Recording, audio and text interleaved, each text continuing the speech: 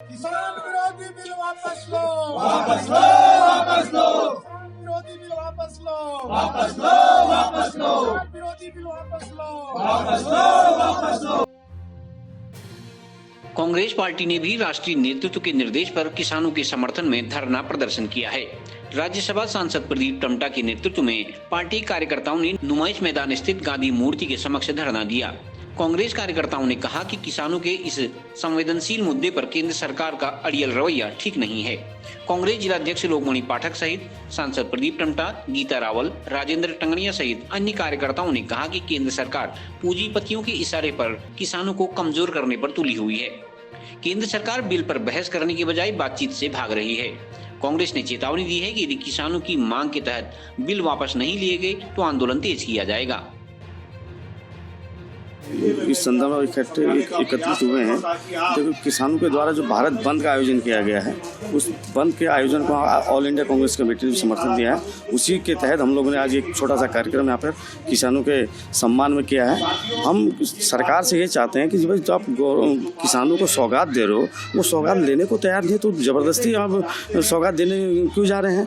हम कह रहे हैं कि छोटे आड़तियों के लिए पूर्व प्रधानमंत्री स्वयं 2-3 साल पहले उन्होंने बयान दिया था कि जो आड़ती हैं उनके समर्थन में खुद प्रधानमंत्री जी खड़े थे, लेकिन आज उन्हीं आड़तियों को तुम क्या कहते हैं विलेन साबित कर रहे हो।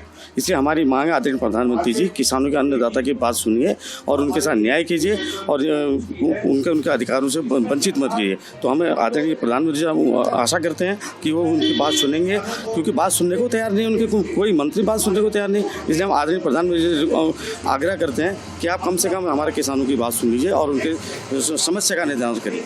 देखो, आज पूरे देश में देश भर के अन्नदाता सड़कों पर है। वो इस सरकार से एक मांग कर रही है कि एक कानून जो आपने बनाया उसमें एक चीज़ और लिख दो, न्यूनतम समर्थन मूल्य, और एक कानून बनाने की बात कर रहे हैं कि भाई इतना रुपया होगा, इससे नीचे कोई नहीं खरीदेगा।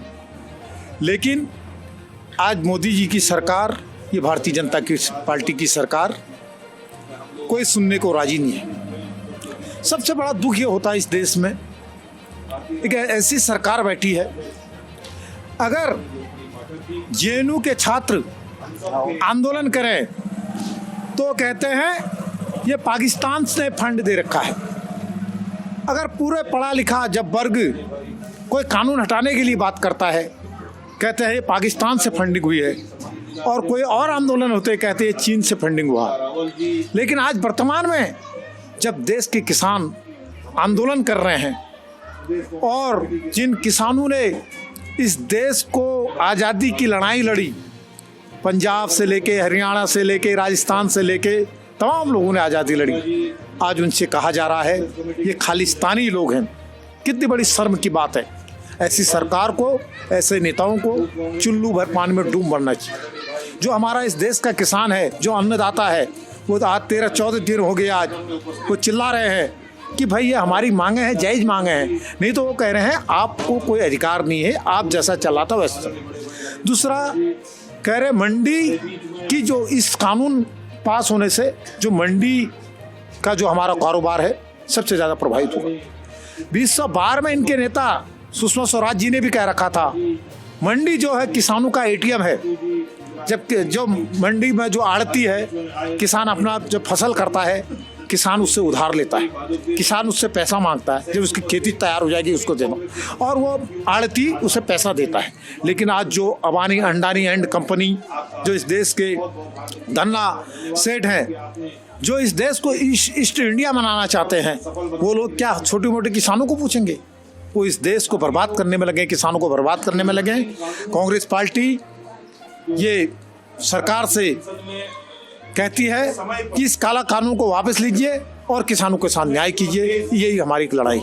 जिस ढंग से इस कोरोना काल में पूरा देश त्राहिमाम कर रहा था, ऐसे समय में बीजेपी की केंद्र सरकार 3 विधेयक अध्यादेश के रूप में लाई, और जिस तरह से उन्होंने लोकसभा में तो उनका बहुमत था, राज्यसभा में जिस तरह उन्होंने पारित किया वो असंवैधानिक था।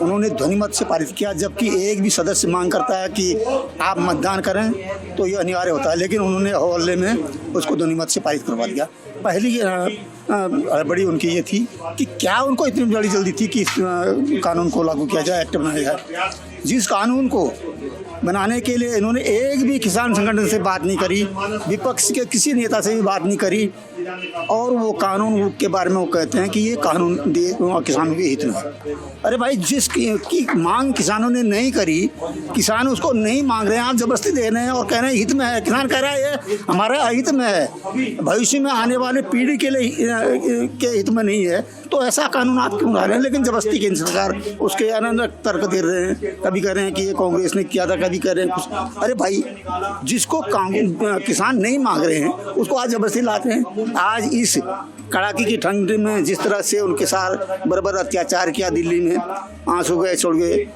ठंडे पानी का छिड़काव उन पर किया गया, लाठी बांधी गई, तो ये देश का दुर्भाग्य है। जो देश का अन्नदाता है उसके खिलाफ इस तरह से अत्याचार की सरकार कर रही है। इसलिए कांग्रेस पार्टी उन किसानों के साथ उनके संघर्ष में शामिल है। उनके आज के बंद के पक्ष में कांग्रेस अपना समर्थन देती है।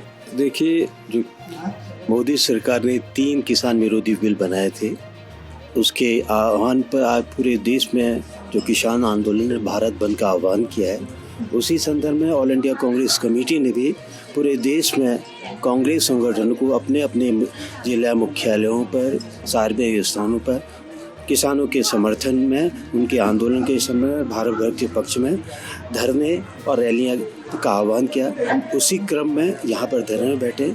हमारा सरकार, भारत सरकार एक जरूर मांग है, किसान जो मूल मांग करें कि तीनों जो किसान विरोधी बिल हो उसको तत्काल वापस लिया जाए।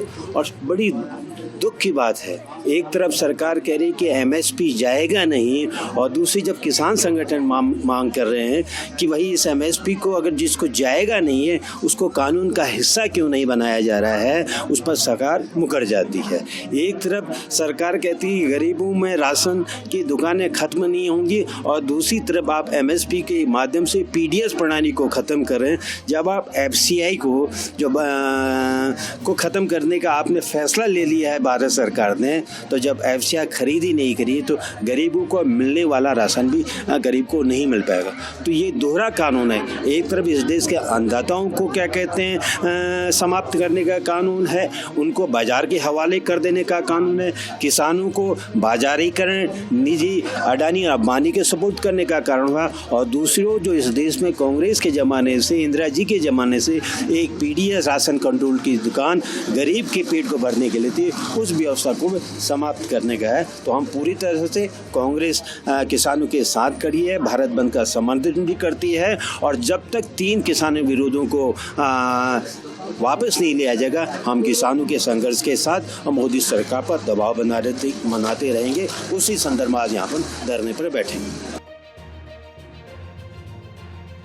सीसीएन न्यूज के लिए हिमांशु जोशी की रिपोर्ट।